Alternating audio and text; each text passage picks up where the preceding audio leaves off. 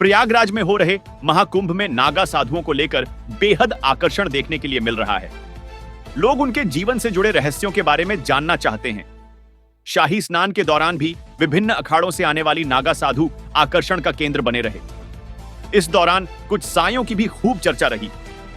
हरी सर्दी में तन पर महज एक गरब रंग का वस्त्र पहनकर ये साध्वियां शाही स्नान में शामिल हुई। ये साध्वियां महिला नागा या फिर नागिन साधुओं के नाम से जानी जाती है, जिनका जीवन भी नागा साधुओं की ही तरह तप से भरा और बेहद कठिन होता है। हालांकि बहुत कम लोग इनके बारे में ठीक जानकारी रखते हैं। आइए आज इस वीडियो में आपको बताते हैं नागिन साध्वियों के बारे में। पुरुषों के समान ही महिला नागा साधिया भी महाकुंभ में आहुति देती है। महिला नागा साध्वियां गृहस्थ जीवन से दूर हो चुकी होती है। इनके दिन की शुरुआत और अंत दोनों पाठ पूजा के साथ ही होता है। महिला नागा साधम का जीवन भी कई कठिनाइयों से भरा हुआ होता है। हालांकि महिला नागा साधिया पुरुष नागा साधुओं की तुलना में थोड़ी अलग होती है। जैसे पुरुष नागा साधु नग्न रह सकते हैं, लेकिन महिला नागा साधुओं को नग्न रहने की इजाजत नहीं होती। वे दिगंबर नहीं होती, बल्कि केसरिया यानी गरु रंग का वस्त्र धारण करती है। लेकिन यह वस्त्र सिला हुआ नहीं होता, जिसके कारण उन्हें पीरस में कोई समस्या नहीं होती। कुंभ मेले के दौरान अगर उनकी माहवारी यानी पीरत चल रहे होते हैं तो यह साध्वियां गंगा में डुबकी नहीं लगाती, सिर्फ शरीर पर गंगा जल छिड़क लेती है। आइए अब आपको बताते हैं महिला नागा साध्वियों की कुछ खास बातों के बारे में। महिला नागा साध्वियां माई बाड़ा में होती है, जिसे अब दशनाम सन्यासी अखाड़ा कहा जाता है। इन्हें अपने माथे पर लक लगाना जरूरी होता है।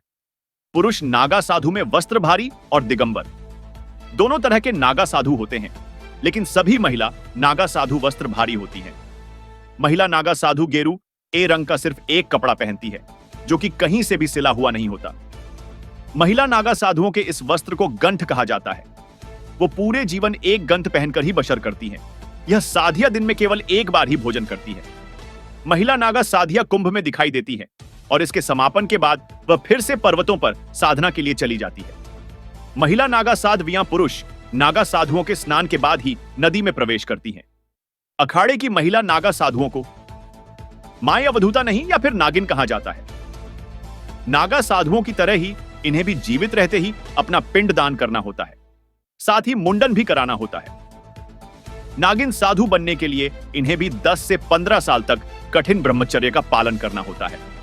जाहिर तौर पर महिला नागा सदियों का जीवन भी आसान नहीं होता। वह अपनी पूरी जिंदगी कठिन तप से परम सत्य को पाने की चेष्टा करती है। बताते चलें, इस बार महाकुंभ का आयोजन संगम नगरी प्रयागराज में हो रहा है।